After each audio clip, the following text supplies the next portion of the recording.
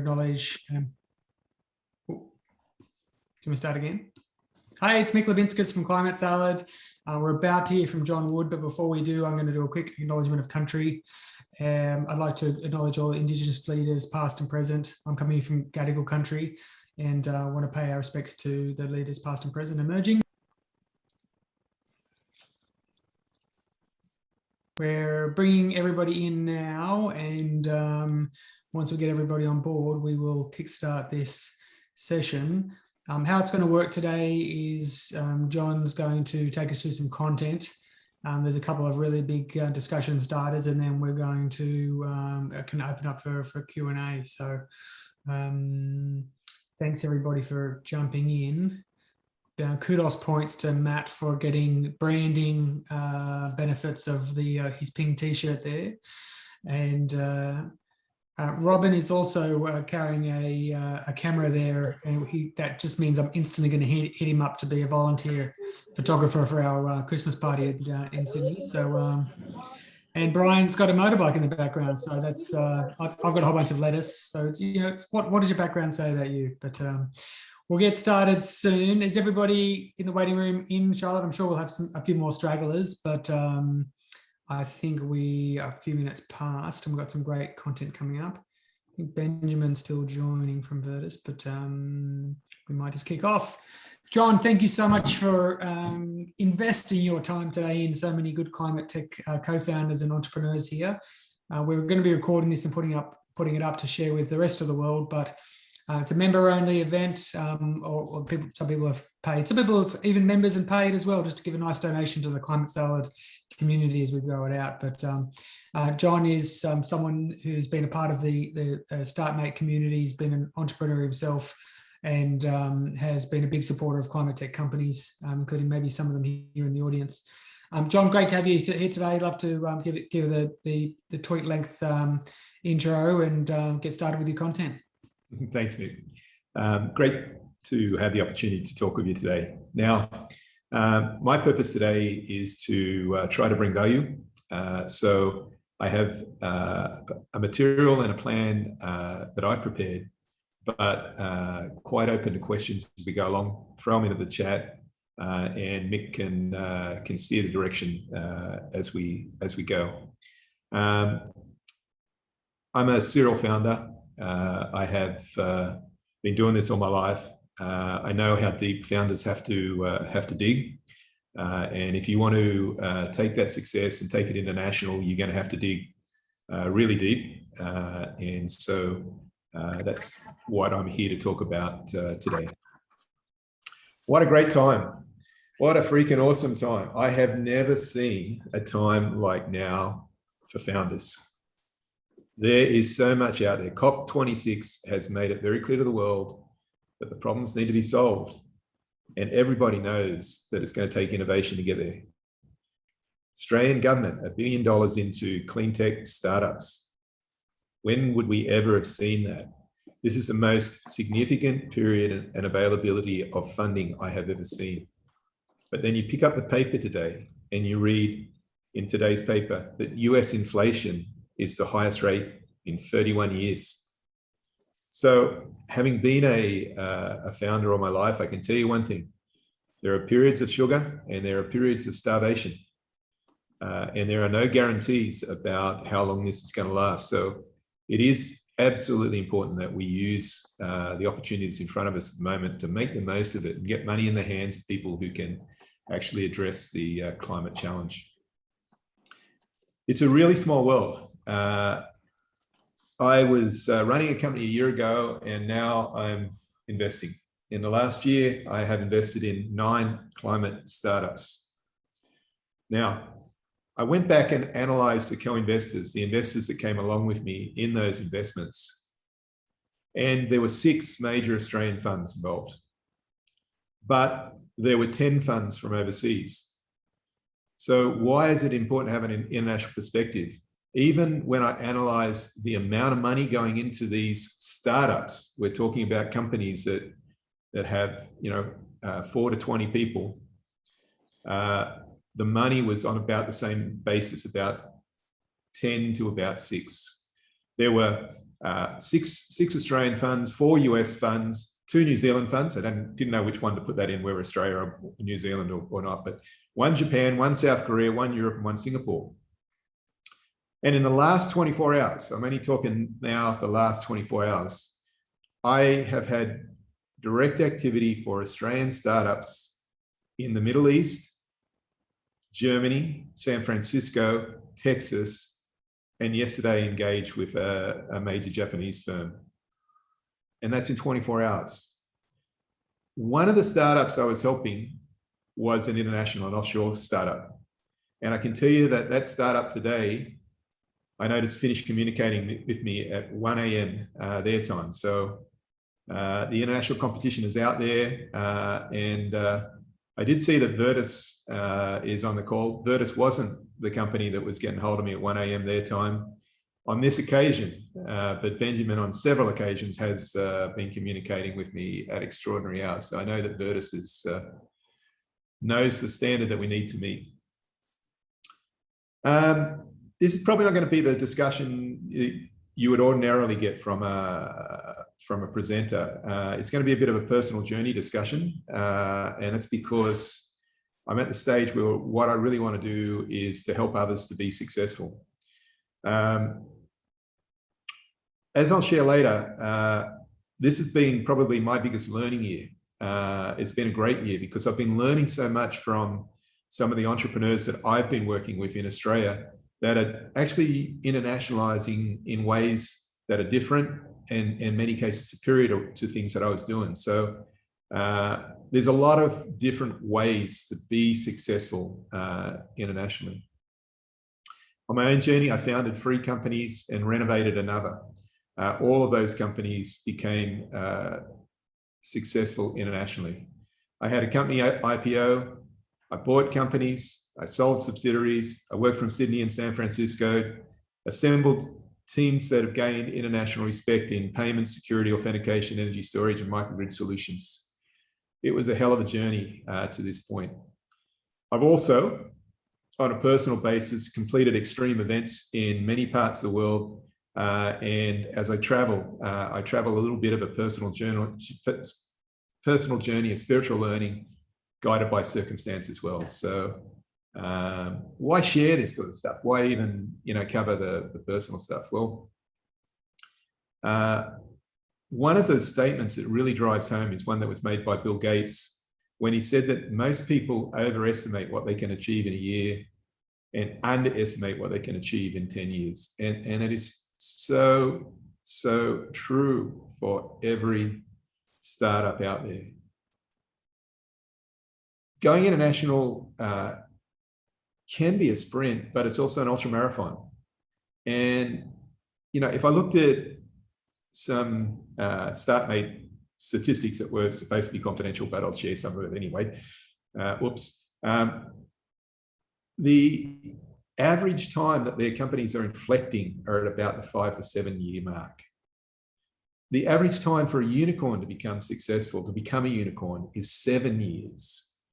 So everybody needs to plug that in for a moment and consider that. There will be times when you will need to burn energy like a freaking comet, but you also have to be there. And the strength of the effort will be dependent on how you develop and how you sustain your own reserves.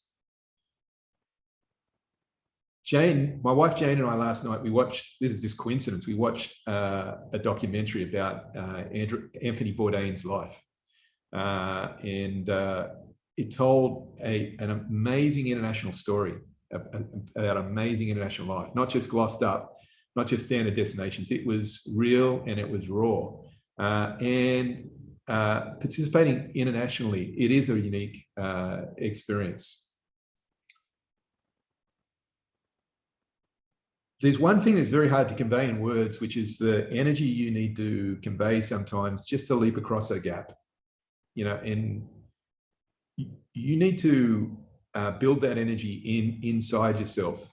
But at other times, it's just simply the discipline of being able to put one foot in front of the other foot and keep putting one foot in front of the other foot. And if there are two skills that I look for in an entrepreneur that I'm going to invest in, it's those two skills.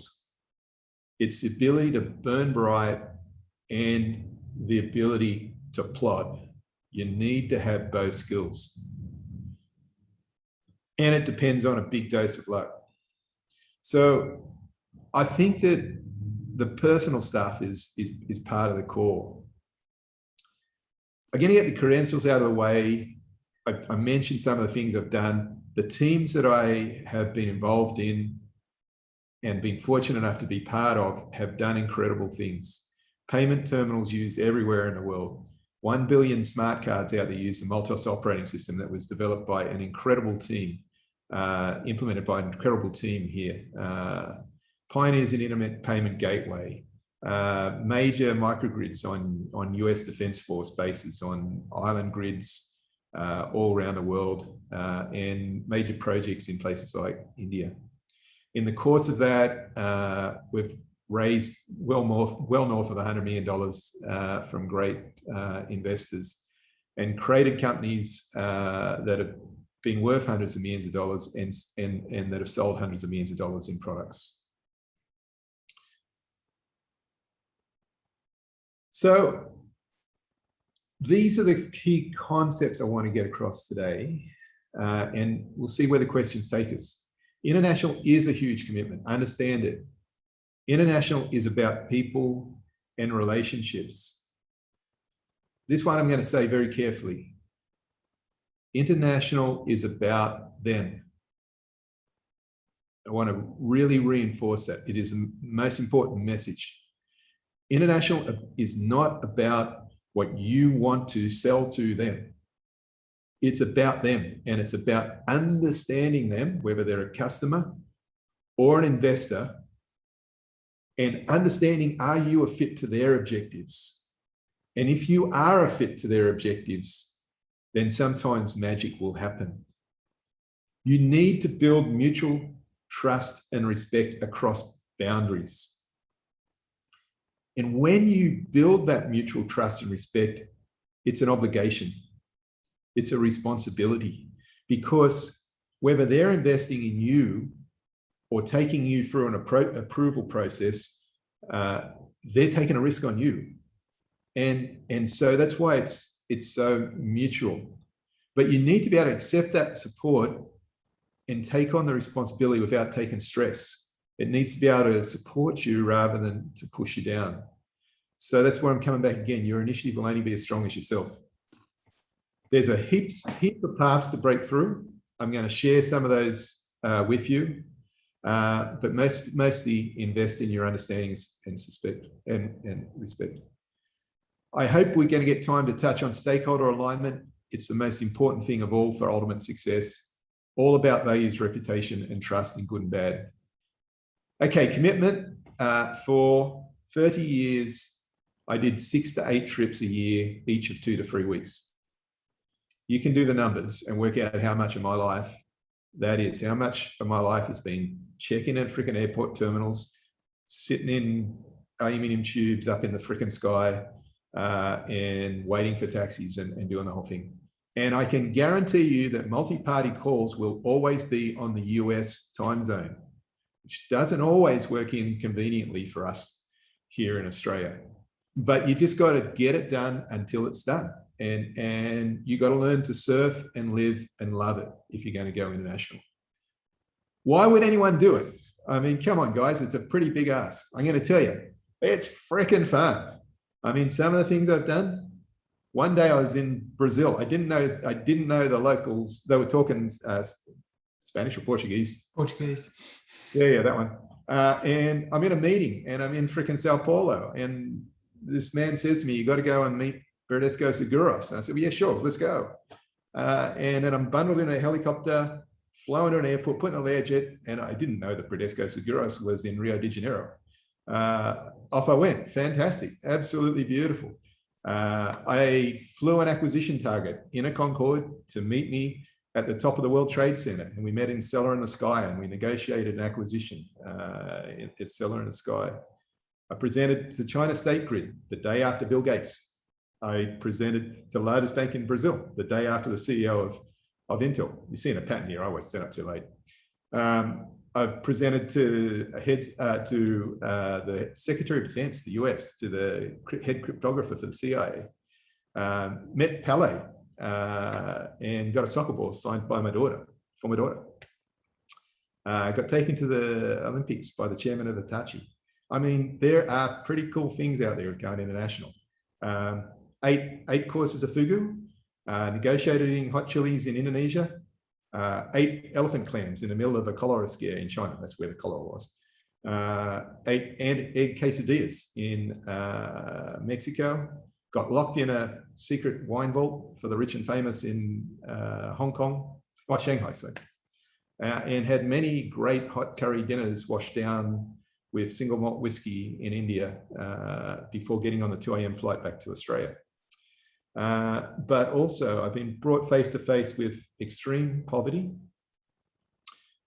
witnessed a number of attempts at corruption, caught malaria, and encountered a number of uncomfortable and, in hindsight, downright dangerous situations. So there's a lot of reason to do this. It's a lot of fun. And the world needs people to do it. They need you right now. I mean, we know we need great entrepreneurs who are going to help us solve the crisis. And part of that is getting out and understanding.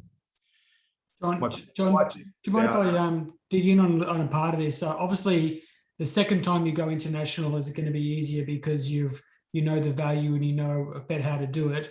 I know we've got a few first-time entrepreneurs here, but I think particularly for Australia and New Zealand, because they're small home markets, there's a really big different inflection point. If you stay in your home market that's smaller, or you go overseas, like that's a really big call to make. Can you talk about maybe a little bit about your mindset of the first time? What pushed you to go international? Did you have to? Was there no choice, or did you have guidance? And how do you, for the entrepreneurs you work with, how do you help them process that and think about it to decide whether it's for them or not? Nick, I started in Newcastle, and my first plane flight was from Newcastle to Sydney, and freaking heck, that was a long way. I mean, as an entrepreneur, I started from the beginning. My first international trip, I remember it really, really well. My first international trip was to the US.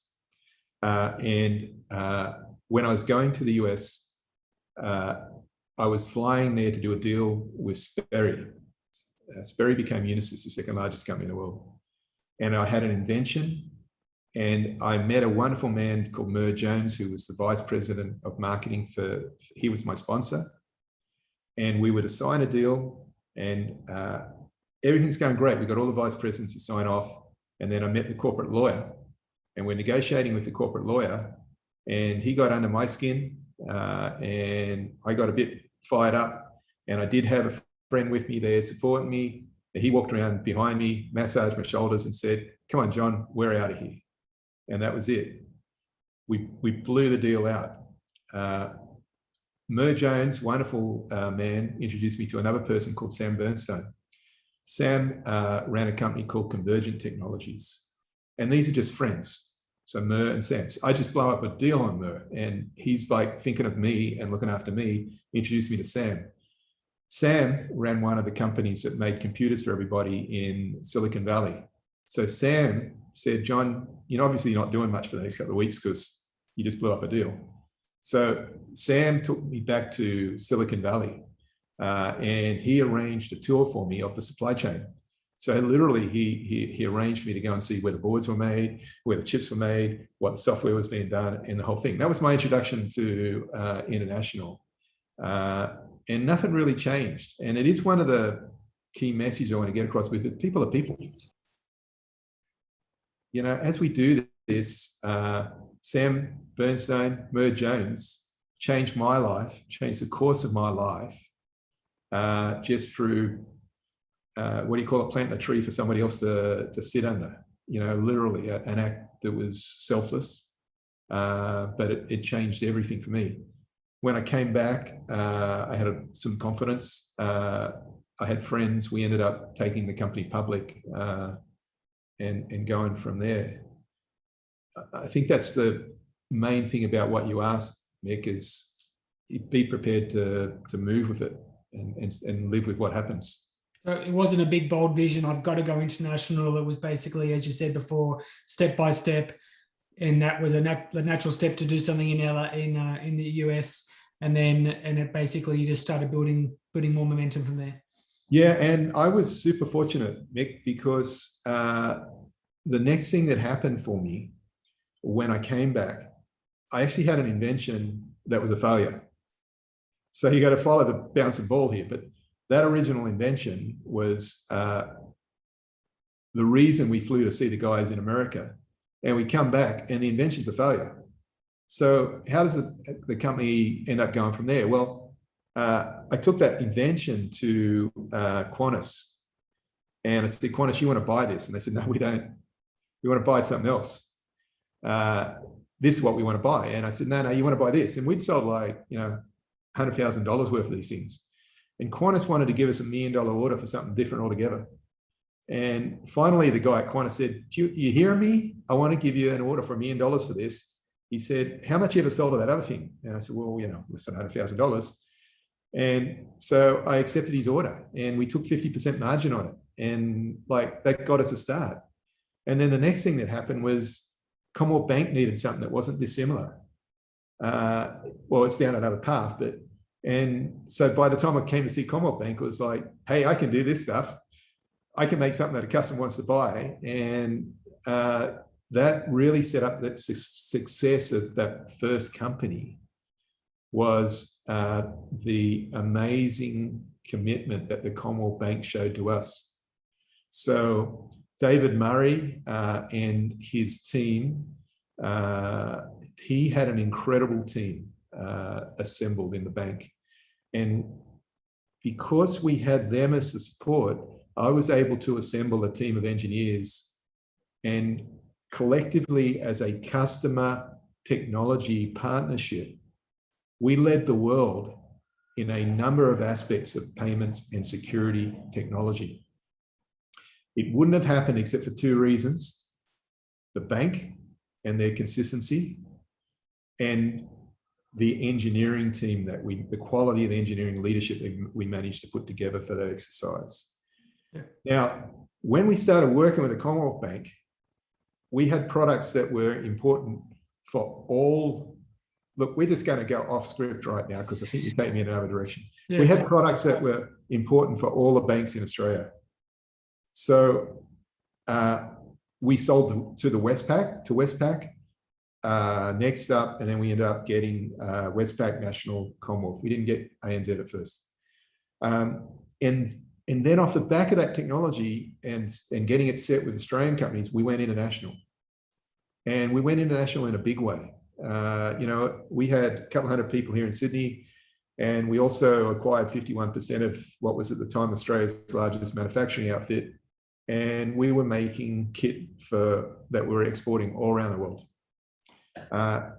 The success, the customer relationship, the importance of that bank in the global, and then the preparedness to get on the freaking plane and go and do the hard yards to take it out.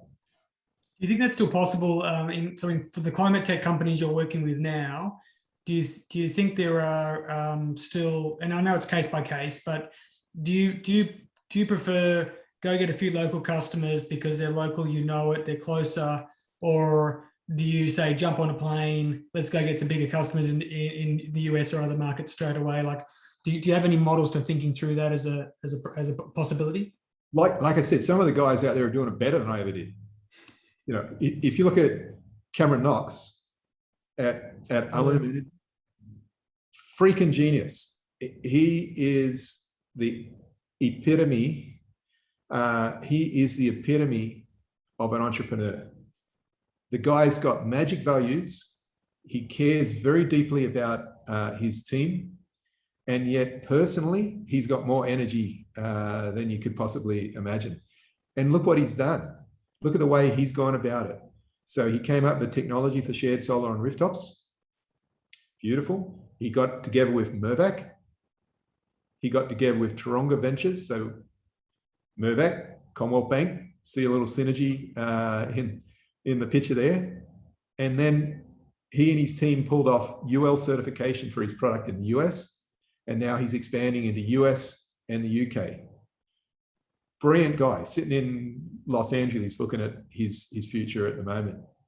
Young Valentin Munsel at Relectrify, another freaking genius, right? Just pulled off a deal, bringing in investors from the best investors from Japan, South Korea, Europe, and the US. So he's assembled a team of people who want to see him successful and are going to kick down doors to get him in front of the design-ins for his products.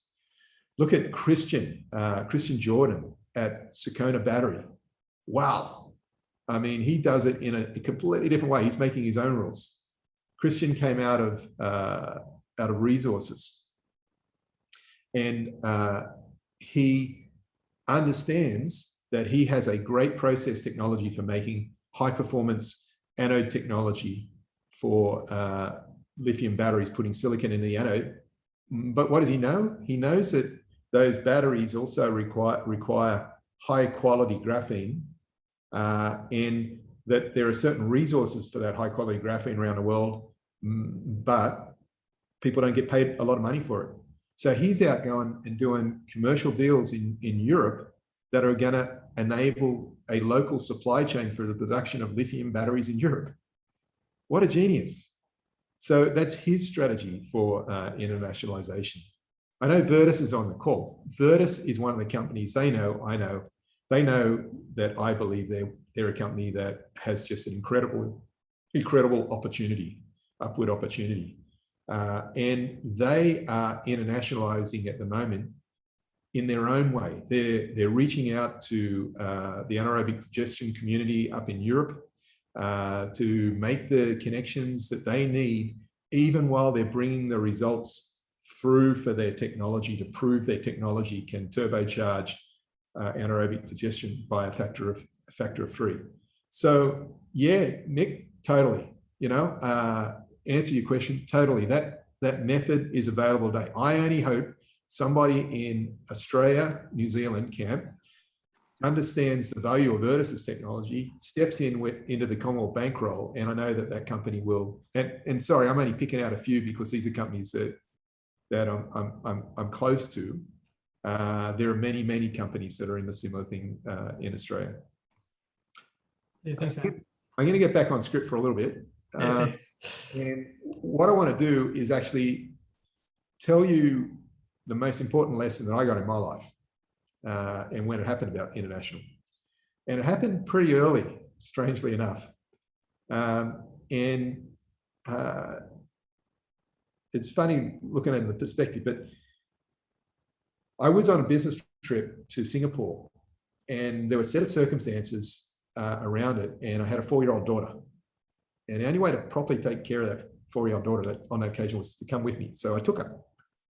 So I took her to Singapore on a business trip with me.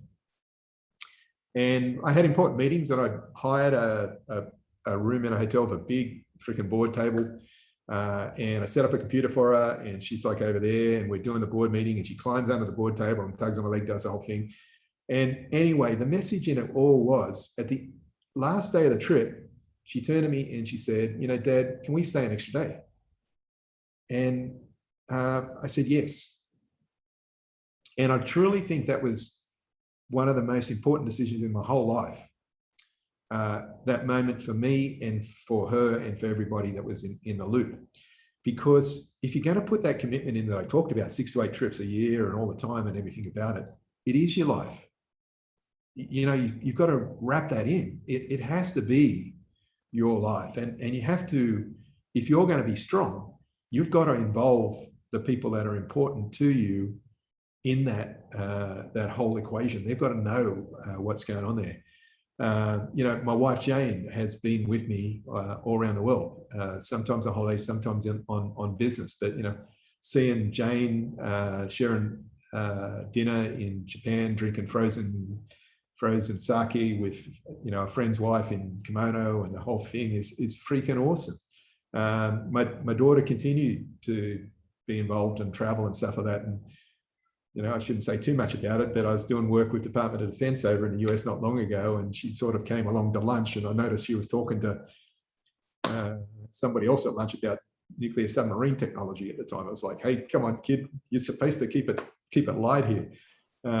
Is that how the deal happened? It's been no, topical, yeah. No. Nothing to do with that deal at all. My son, Sandy, he travels with me, and up in Warrington, we had a bunker, which is the most secure bunker for civilian cryptography in the world. 13, you saw Maxwell Smart. This thing actually had 13 doors between the front door and the vault on the inside. It had doors that two people had to go through together, followed by doors that only one person could go through. So if somebody had a gun on someone, either they had to go through or the other person had to go through, but there was no way to get through. Wow. It was really we had stuff in the roof to stop people dropping balls from helicopters and sending commandos down. So anyway, you got the picture. This is a highly secure bunker, and in the center of that bunker, everybody who goes in gets their name written in a book. And so there were people from Saudi Arabia, from when we did the Saudi ID card, and from Hong Kong when we did the Hong Kong ID card, from MasterCard, and I think it was entry number 50 was Sandy Wood, and the purpose was tour. So all I'm saying there is it's really important to engage. It is your life. One of my big thrills was being in Peru with my family in the jungle at Iquitos, and that bank was using a Kikko product that had come from our work. So, looking at the specifics, talking tactically now, I hope I got across the message that, it's about the energy that you bring to it. The tactics, how do you do it? You have more at your disposal than you would ever dream of to go international. There are many ways to attain it. We talked about the way of pairing with someone like Commonwealth Bank, who has a great industry participation worldwide, and then with their support extending into that path.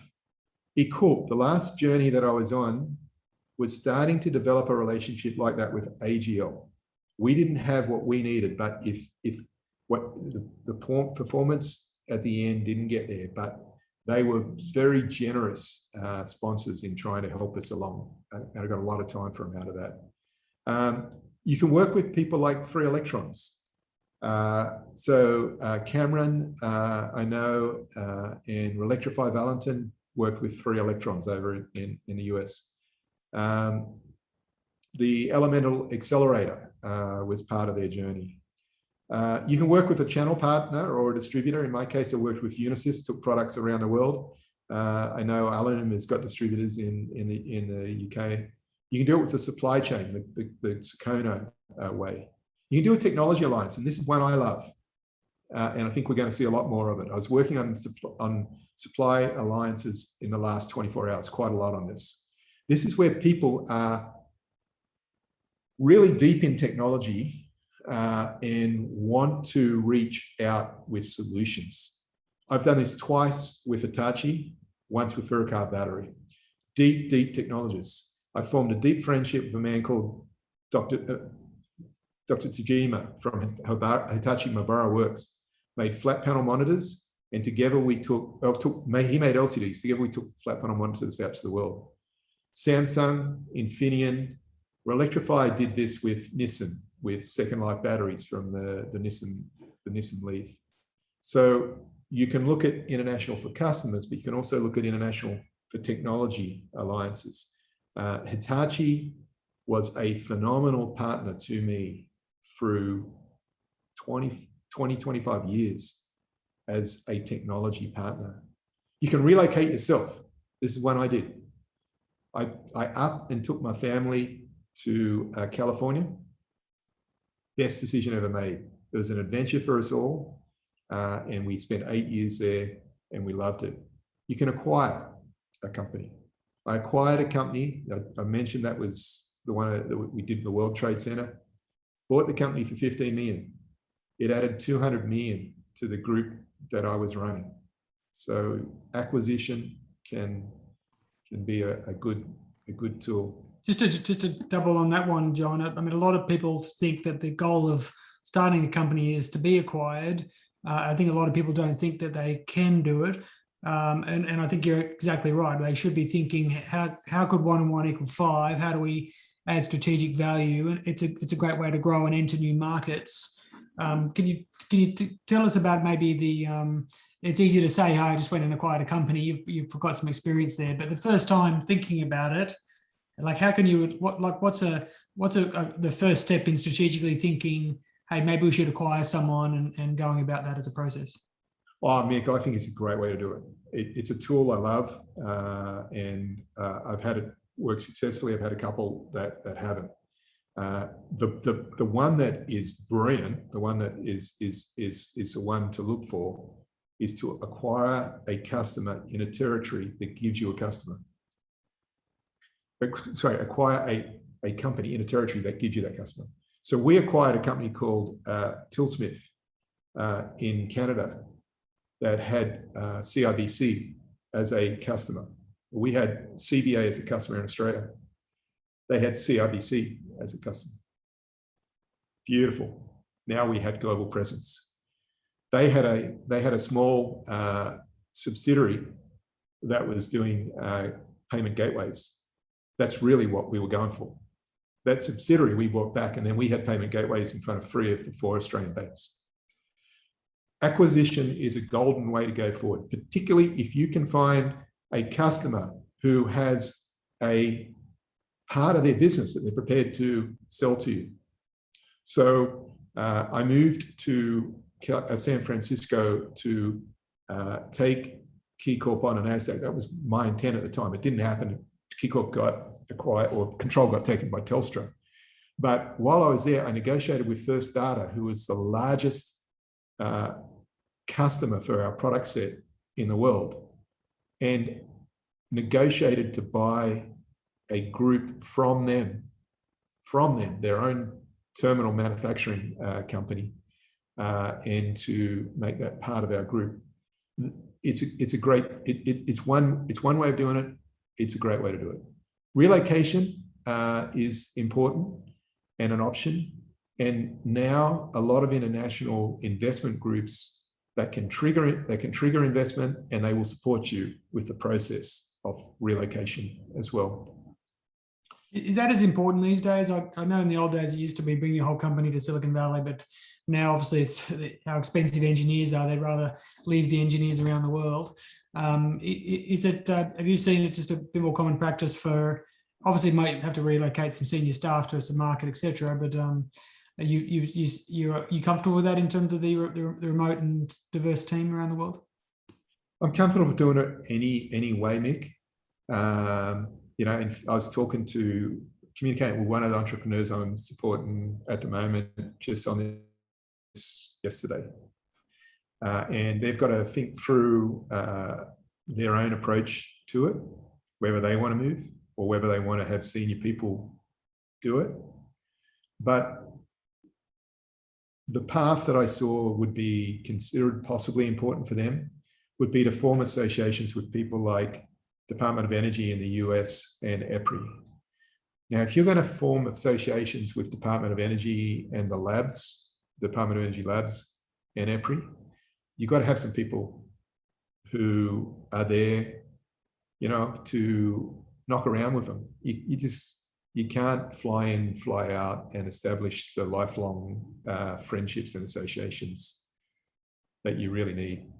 So it doesn't have to be the CEO at all. It can be someone else, but I think you've got to be serious about having a plan to be able to interact with the people that are important for your business. You need to think that through and execute on that plan.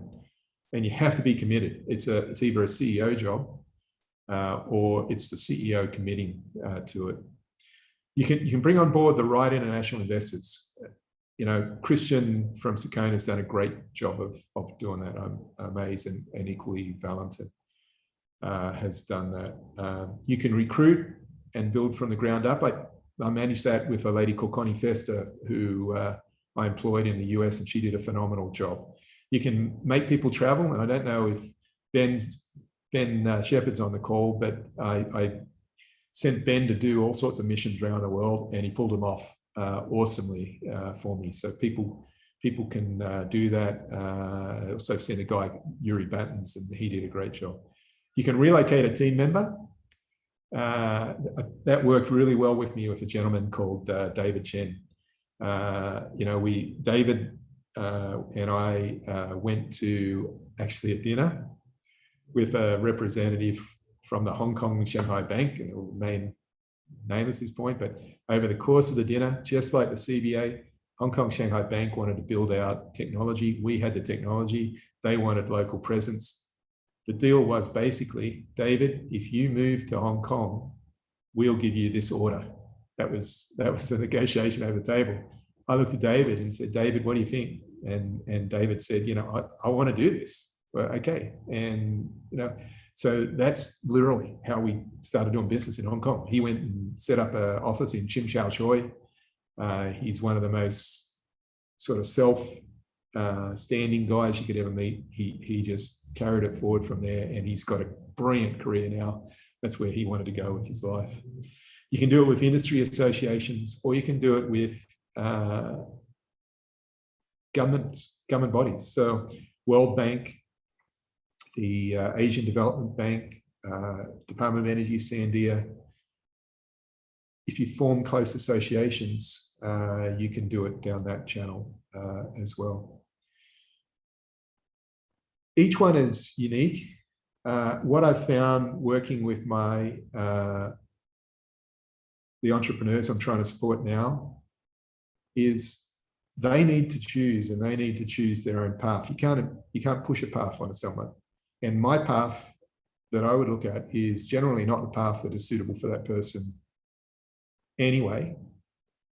And if I'm looking for a path and I'm trying to help someone with a path, the first thing I'm trying to do is I'm really trying to understand them and what's going to work for them.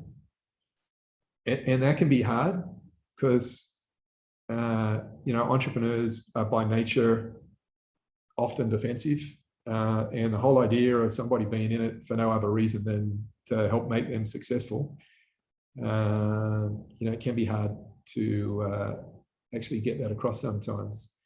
And sometimes as a mentor, you end up saying stuff that it has to be a little bit contentious to get messages across. And you mentioned stakeholder alignment before. Is that can you talk a bit about that? That's related to what you're talking about too. But do you need absolute alignment before you get involved in a company, or is that something that evolves? Mick, we started by saying stakeholder alignment. We started by saying it's going to take up to 10 years, 7 years. Let's say it's going to take 7 years, and we're on a 7-year plan. And as an entrepreneur, I'm making a decision in real time every day. 7 years, you've got to be freaking joking. But the thing that most determines success or fail is stakeholder alignment. Now, if I've got to fill a round,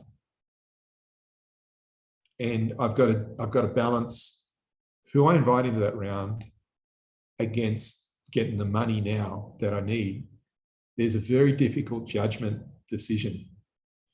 But I can guarantee you that who you put in that round and which customers you take on is going to determine, and your team is going to determine whether you're going to succeed or not in 7 years' time. Have a look at, I'll give some stories. Look at KeyCorp. KeyCorp was a phenomenal growth story. The primary stakeholder was the Commonwealth Bank at that point in time, and our public shareholders, and we followed a trajectory. we had a well-meaning Telstra come in, a great company, great Australian company, Telstra. But at the time, KeyCorp had a deal with Vodafone. We were making GSM SIM cards for Vodafone worldwide.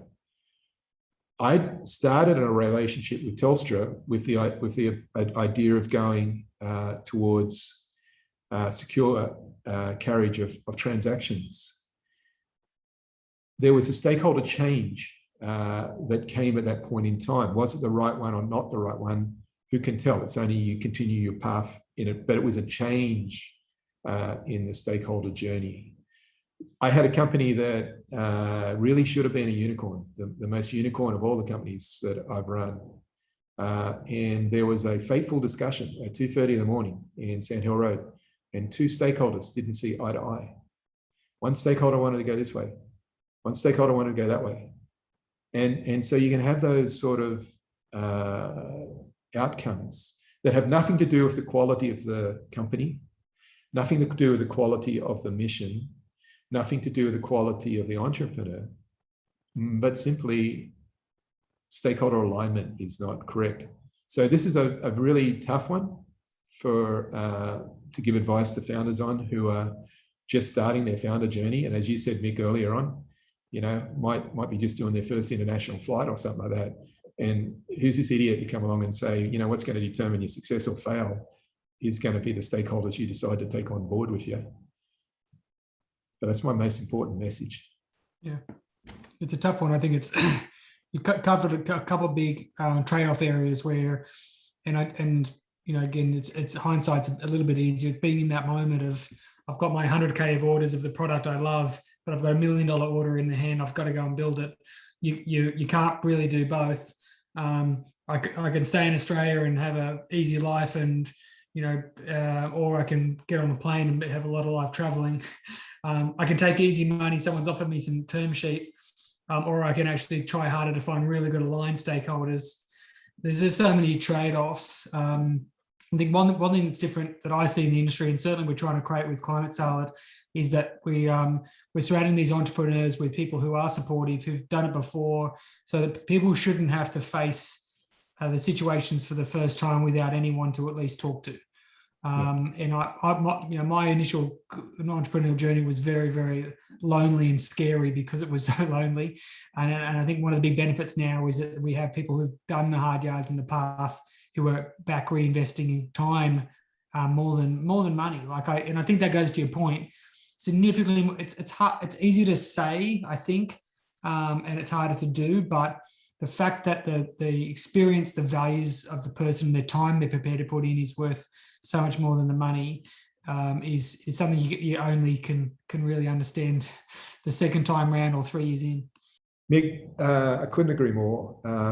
You know, on my own entrepreneur journey, it's the people that made a difference. And, you know, I mentioned David Murray. And when I talk about David Murray there, I want to talk in the broadest context. He had people, Gary Mackerel, Richard Davies, Ed Feder, Gail Kelly in his team. So it was a team spirit that helped us. In governance, you know, getting across the issues of governance, I was blessed that one of the first things that happened was I met a man called Gil Rintoul, who had come out of Lloyd's Bank, very senior guy. He was my COO. And so he was just phenomenal on governance, teaching me about governance. Malcolm Irving, one of Australia's leading freaking businessmen, just to me, a god, an awesome person, helped me on so many occasions with governance. The relationship with Hitachi, what a soft way in international. You know, I had a friend, Katsura-san, was the CEO of Hitachi Australia, and he was loyal, and our friendship has continued for 30 years. And, you know, when they say Katsura-san, behind him, there's Yamashita-san, Yamaguchi-san, so many friends that carried with it. Larry Marshall at CSIRO, I knew in America, came back here, and look at what he's doing about, you know, research and reality. Martin Green, the solar, such a freaking total inspiration in his spirit. John, being really frank, you mentioned humble beginnings at Newcastle, and I grew up on the Central Coast, which I thought was going to Newcastle was pretty big. So I'll ping mine. But then you're talking about these amazing people, and I know you've had an incredible career. I think can you, like, the entrepreneurs who are thinking, I can't make that call to someone massive or someone big in a company, like what can you say to them to try to give them the courage to say that, like, you didn't get a free pass or backstage pass or it came from gumption, right? Of just making a phone call or following up in the hustle, right? It wasn't like, so you got this golden ticket to get access to all that. You built it over the years, and all those people, because I think it can be intimidating to think, oh, well, of course John's successful, he knows all these amazing people, but you built those over time, right? And you also had the guts just to make those calls. I want to make sure everyone gets the sequence right. I'll let you on to the biggest and the best secret. They say that the easiest person to sell is a salesman, right? Because they respect the process of the sale. The easiest person to do a visionary sale to is a CEO.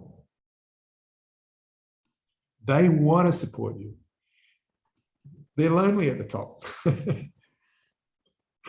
And especially for climate tech, right? Like that's you've got to have a bit of that now. So yeah, but let's bring it back to a little bit in that climate tech. Can you talk about that part of the vision, why it's important to you, and selling it to these big CEOs, like, because it may not be about profit today or the next quarterly result. Like, how do I sell the long-term value of selling that to a visionary CEO? Well, the example I give you is Sally McSavage, who was the CEO of East Penn Manufacturing.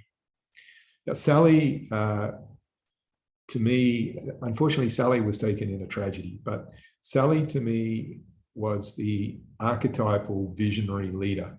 East Penn Manufacturing is a major US company, and I didn't know them from a bar or so when I met Sally. And her father, Delight Brightigan, were the two visionary. Now, East Penn is one of the highest quality companies in the world when it comes to respect of people. They truly embody the concept of leaders who serve their people. A wonderful, wonderful team. And so here I am, freaking into the energy storage industry. My first trip international to the energy storage industry was to Warsaw. And I'm not in this, I'm nobody. I'm back where I was before I met Commonwealth Bank. I am absolute freaking nobody at that point in time. And I happened to give a presentation. I mean, East Penn knew us because they knew of work that Dr. Lamb at CSIRO had done. And Dr. Lamb was doing phenomenal work. And I had opportunity to present on that at Warsaw. The first opportunity I had to talk to Sally was at breakfast. Like, we were down in the breakfast hall, and I looked across and said, that's Sally McSavage. And I'm trying to load my freaking plate. And she used to love to tell the story that, here's this idiot from Australia came over, trying to talk to her at the breakfast freaking booth, and she's dropping food and doing the whole thing. She used to tell the story. But I knew who I needed to talk to, and she cared about the planet, and she was able to take decisions. And so really that's what I'm trying to say about talking to people who, if you get to the right people, they care, and they're just people. Emery Zhuk, the head of energy storage for the US Department of Energy, he is the reason energy storage is running around the planet. He is a wonderful character. He is a very, very deep, intelligent man. I took Emery Zhuk to see the Hydro Tasmania project down on King Island. I have the utmost respect for him. And he is also a deep philosopher and a deep historian. My son likes history. After we went down to to King Island. We came back to Sydney and went to dinner with my family. He's talking to my son about history. Nobody else got a word in for the whole freaking dinner. He wrote back to my son afterwards and gave a little travel history of a trip he did into Syria. He wrote to my wife, whose parents came from Malta, about the origins of ravul, which is ravioli, starting in Malta. So the thing I'm trying to convey there, I'm not trying to tell stories out of school. I'm just trying to say people are people. If they're a freaking CEO or they're leading something and you are doing something they care about and you are doing it with integrity, important, don't ever misuse it. Don't ever bullshit it. It has to be, sorry for swearing, it has to be a direct person-to-person connection. So much of what I do around the world, I have friends that I run together. Tony Khan, Social Entrepreneur of the Year, a person that I, again, think is as a god. His service to humanity is beyond anything I can dream of. And he and I run, whether we're in Washington or in Sydney, we just go and we run. It can be in India. We go to dinner, we exchange poetry quotes, talking Subir Chakraborty, the CEO of Exide Industries. I'm about to pack my bags and leave, and a young man in India runs up and hands me a hand-bound book of Subir Chakraborty's poetry. He's a genius. So I think the answer is people are people, associate with people. They know and respect the fact you're going to be nervous. They care about you. If you can find that connection, you find the right connection. Don't force something. If it isn't right, go somewhere else. What's the quote? You don't have to be loved by everyone, only by a few important people. And that's where I put that. Find those people where the connection is right, where it's we started off at the top and we said it's about them. It's not about us. It's about finding the right ones where what they're about happens to match with what you're about. And then a CEO or an investor is the same as everybody else. They're the easiest ones to convert. John, thanks so much. Charlotte, I know you've got a quick question. I know we're almost at time, but jump in, Charlotte. Just for basically the benefit of everyone, like the overwhelming theme seems to be, with business and with going global, it's about people and building relationships. And when you're talking business, make sure that you're not just talking to a company, but a person. So that's my little summary, but I wanted to ask you, what's your, maybe 3 or maybe just top tip for all the entrepreneurs on the call that are thinking about going global? Like how do they get started? And have I got it right? Is it about people? Not. Yeah. So I have this concept of trust flow. And if we're going to accelerate things, I think that the trust flow is really important. What is trust flow? Well, trust flow is people like myself who have already got connections and people they trust, and introducing other people into that trust flow. I'm going to give you an example of trust flow.